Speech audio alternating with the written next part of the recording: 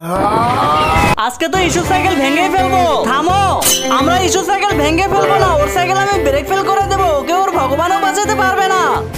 হয়ে গেছে brake fail, এখন দেখবো কিভাবে বাঁচে।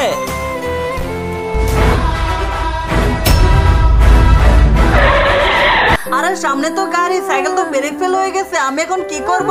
হে উপরওয়ালা, আমাকে রক্ষা করো, আমার সাইকেল ব্রেক ফেল হয়ে গেছে।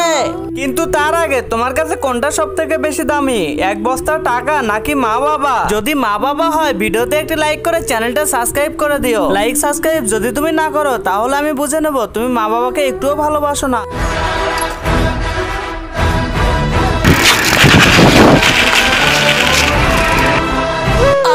এবার তো আমি বেঁচে গেলাম। আরে সাইকেল তো ব্রেক ফেল হয়ে গিয়েছিল, এটা কিভাবে আটকিলো? আরে হনুমানজির মূর্তি আমার গালায় ছিল, কোথায় চলে গেল?